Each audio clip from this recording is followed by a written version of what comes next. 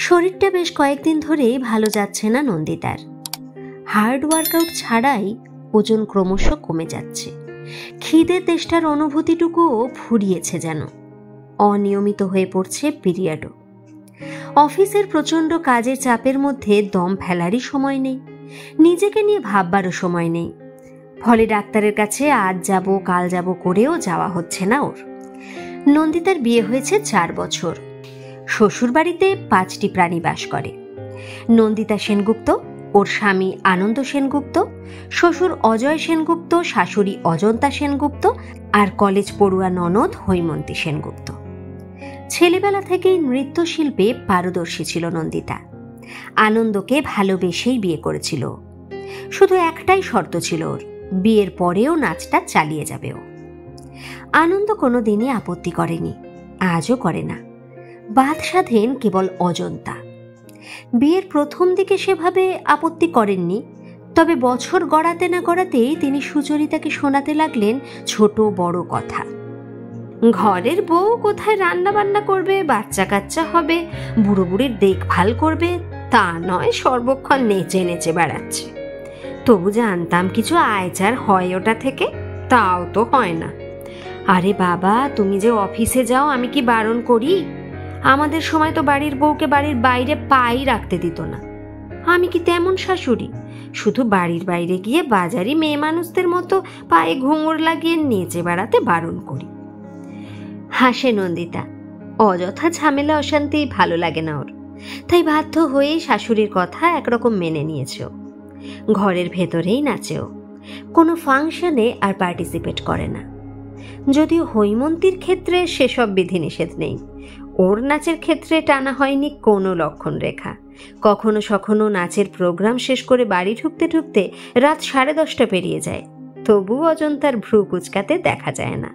অথচ নন্দিতার অফিসে urgent meeting থাকা সত্ত্বেও বাড়ি ফিরতে দেরি হলে শাশুড়ির চোখে মুখে ফুটে ওঠে বিরক্তি।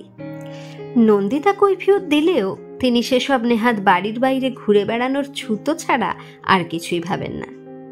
আনন্দকেও বারবার জানিয়েছেন পুত্রবধূর হাজারো দোষের কথা। আনন্দ অবশ্য সেসবে কান দেয়নি বিশেষ।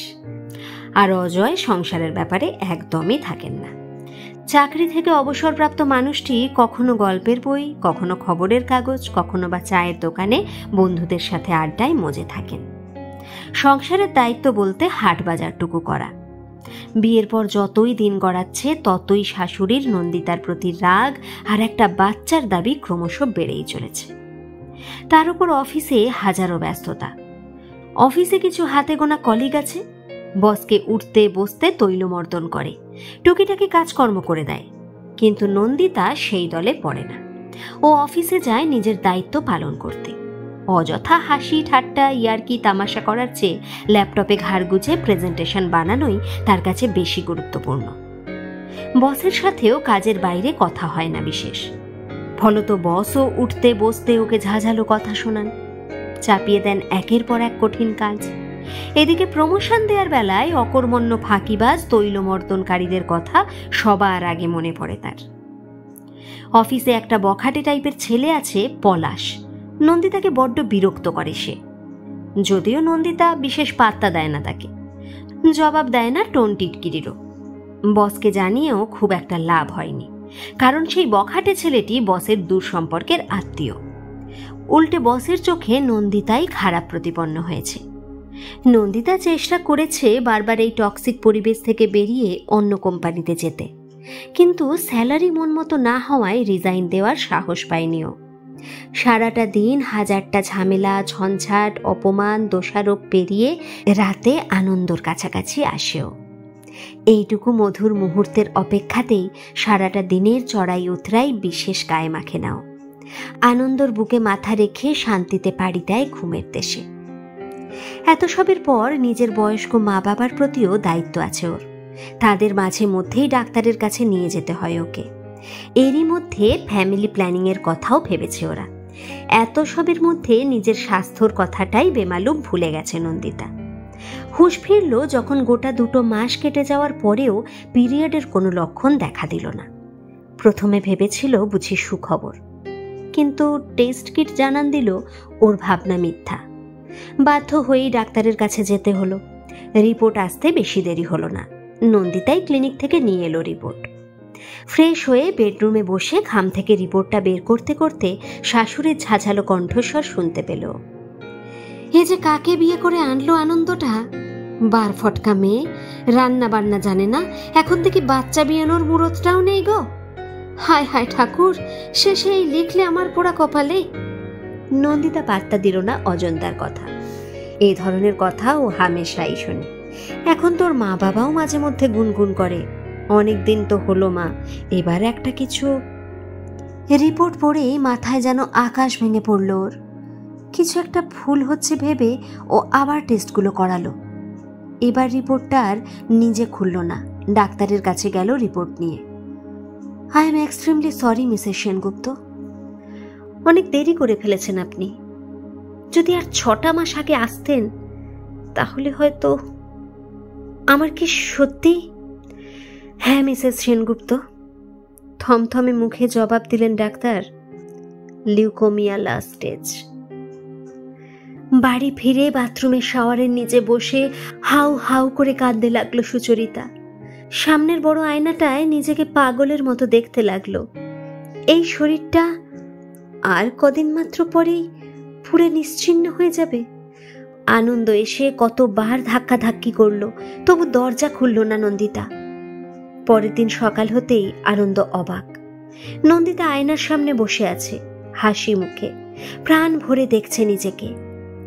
কি হলো দিতা, আজ এত খুশি খুশি যে? এমনি গো, আমরা মানুষটা কত বোকা বলো। কটা দিনের জন্য দুনিয়ায় আসা, তবু এত রেশারেশি ঝগড়াঝাটি। কিন্তু আমি আজ থেকে একটু অন্যভাবে চলবো। যে কটা দিন বেঁচে আছি মনের মতো বাঁচব, যাতে পরপারে গিয়ে আফসোস না করতে হয়। বাবা, আমার বউ যে দার্শনিকের মতো কথা বলছে দেখছি। কি করব বলো আনন্দ, জীবনের শেষ দরজার সামনে এসে দাঁড়ালে সব মানুষই ফিলোজফার হয়ে যায়, বিড়বিড়িয়ে বলল নন্দিতা। পছন্দের শাড়িটা পরে, চোখে কাজল, ঠোঁটে পছন্দের রঙের লিপস্টিক লাগিয়ে, পছন্দের গয়না অঙ্গে পরে ভ্যানিটি ব্যাগ কাঁধে রওনা দিল। গেটের দিকে যেতেই নন্দিতার কানে এলো অজন্তার রুক্ষ কণ্ঠস্বর। তা পটের বিবি সেজে কোথায় ঘুরতে যাওয়া হচ্ছে শুনি? অফিসে তো নিশ্চয়ই নয়। নন্দিতা মুখ ঘুরিয়ে অজন্তার চোখে চোখ রেখে বাঁকা হেসে বলল, জাহান্নামে যাচ্ছি মা, আপনি যাবেন আমার সাথে? যে পুত্রবধূ কখনো শাশুড়ির মুখে মুখে তর্ক করত না, চোখ নামিয়ে সবটা মেনে নিত, তার মুখ থেকে এহেন বাক্যবাণে মুহ্যমান হয়ে পড়লেন তিনি। বাকরুদ্ধ হয়ে কেবল দেখতে লাগলেন নন্দিতার হেঁটে যাওয়া। ছেলেকে অভিযোগ জানাতে যেতেই আনন্দ বিরক্তির সুরে মাকে বলে উঠল, তুমি বা সবসময় ওর পিছনে পড়ে থাকো কেন? তার চেয়ে নিজের কাজকর্মে মন দিলেই পারো। আমার কথা কানে নিচ্ছিস না, তা বেশ করছিস, কিন্তু যেদিন জানতে পারবি অফিসে কারোর সাথে ঢলাঢলি চলছে ওর, সেদিন যেন আমার কাছে কাঁদতে আসিস না। সেদিন অফিসে ঢুকতেই সবাই অবাক দৃষ্টিতে তাকিয়ে রইল নন্দিতার দিকে। ওকে এত সাজগোজ করতে কোনোদিন কেউ দেখেনি।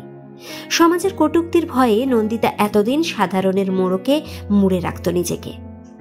নন্দিতার কানে এলো সবাই ওকে নিয়ে নিচু গলায় আলোচনা করছে। ও কান দিল না একদমই, পলাশ টোন কাটল। নতুন নাগরের সাথে ঘুরে অফিস এসেছে বোধ হয়। নন্দিতার চোয়াল শক্ত হলো, তবু কিছু বলল না। নীরবে হেঁটে গেল বসের ঘরের দিকে।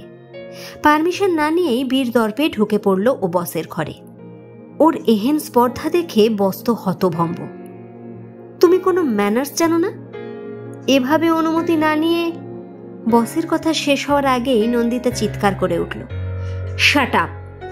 অফিস কলিগরা ভয় পেয়ে গেল রীতিমতো।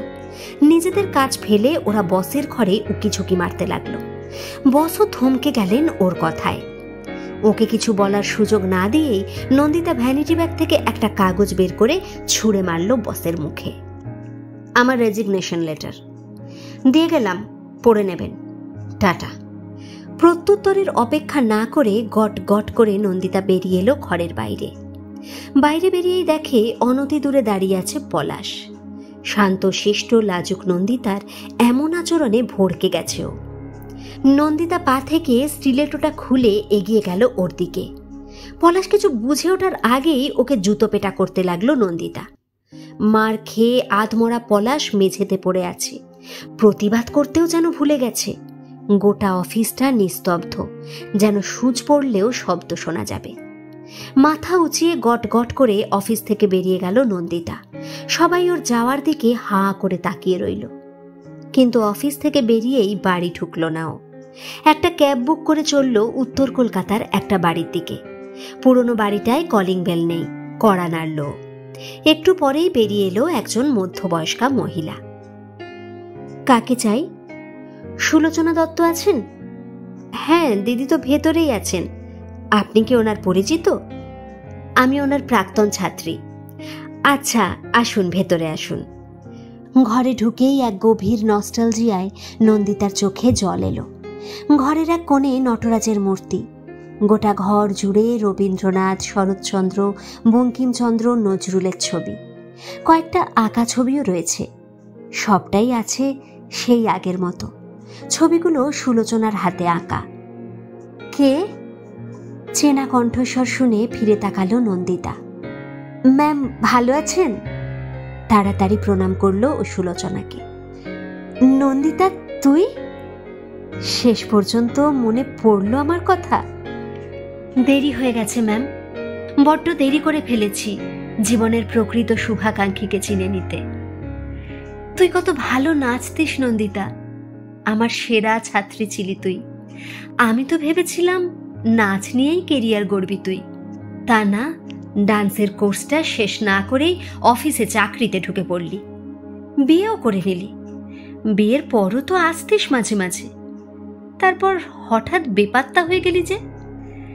মেয়েদের জীবনটাই যে এমন ম্যাম, ইচ্ছে থাকলেও তাদের মনের অনেক ইচ্ছে গলা টিপে মেরে ফেলতে হয়। শ্লেষের হাসি হাসল। সবটাই বুঝলাম, কিন্তু একটিবার কি আমাকে জানাতে পারতিস না? দেখা করতে পারতিস না আমার সাথে? পারিনি ম্যাম, লজ্জায় পারিনি, মাথা নামিয়ে বলল নন্দিতা। একটা অনুরোধ ছিল ম্যাম, রাখবেন? বল না। কোর্সের যে পার্টটা বাকি ছিল ওইটুকু কমপ্লিট করিয়ে দেবেন ম্যাম, প্লিজ। সে তো বললেই একদিনে হবে না নন্দিতা, 2.5-3 মাস তো লাগবে কোর্সটা কমপ্লিট করতে। হয়ে যাবে ম্যাম, ওইটুকু টাইম আছে আমার হাতে। বেশ, তোকে সপ্তাহে 3 দিন করে আসতে হবে এখানে। আসবো ম্যাম, অবশ্যই আসবো, আমার প্রথম ভালোবাসাকে পূর্ণতা দিতে। আজ বাড়ি ফিরে আবার নন্দিতা আলমারি থেকে বের করলো ঘুঙুর জোড়া। কত দিনের অযত্নে ধুলো পড়ে গেছে, শাড়ির আঁচল দিয়ে ঘুঙুর দুটো মুছল ও। পরের দিন বিকেলে ও নৃত্যশিল্পীর সাজে সেজে উঠল। পায়ে পড়ল ঘুঙুর, গন্তব্য সুলোচনার নাচের ক্লাস। সবেমাত্র ঘর থেকে বেরোতে যাবে এমন সময় পথ আটকে দাঁড়ালেন অজন্তা। তোমার অনেক বেয়াদবি সহ্য করেছি, কিন্তু তুমিও ভুলে যেও না সেনগুপ্ত বাড়ির একটা মান সম্মান আছে। সেই বাড়ির বউ বাইজি সেজে বাজারে নেচে বেড়াবে, তা আমি হতে দেব না। আমাকে আপনি আটকাতে পারবেন না মা, আমার আর কোনো ভয় নেই। আজ যাবতীয় ভয়, কুণ্ঠা, লজ্জা থেকে আমি মুক্ত। সরে দাঁড়ান, আমার দেরি হয়ে যাচ্ছে। বললাম তো তুমি যাবে না। বেশি বাড়াবাড়ি করলে তোমাকে ঘরে আটকে রেখে দেব। এখন আনন্দ তোমার শ্বশুর মশাই বাড়িতে নেই যে দরজা খুলে দেবে। অনতি দূরেই একটা ছুরি রাখা ছিল, ছোটখাটো কাটাকুটির কাজে লাগে ওটা। নন্দিতা অতর্কিতে ছুরিটা তুলে তাক করল অজন্তার দিকে। এতগুলো দিন আপনার অনেক অত্যাচার সহ্য করেছি মিসেস অজন্তা সেনগুপ্ত। সবার দাবি মেটাতে মেটাতে আজ আমি জীবনের শেষ দরজার সামনে এসে দাঁড়িয়েছি। এই দরজার ওপারে অপেক্ষা করছে মৃত্যু। দরজার বাইরে পা রাখলেই চিরতলে তলিয়ে যাব কালের গর্ভে। আমার প্রথম ভালোবাসার কাছে যাচ্ছি আমি, আপনার ভাষায় অভিসারে যাচ্ছি। আর আমার লক্ষ্যের পথে যে বাধা হবে তার গলায় এই ছুরিটা বসিয়ে দিতেও দুবার ভাববো না আমি। নন্দিতার তেজ দেখে ভয়ে পিছিয়ে এলেন নার্ভাস অজন্তা।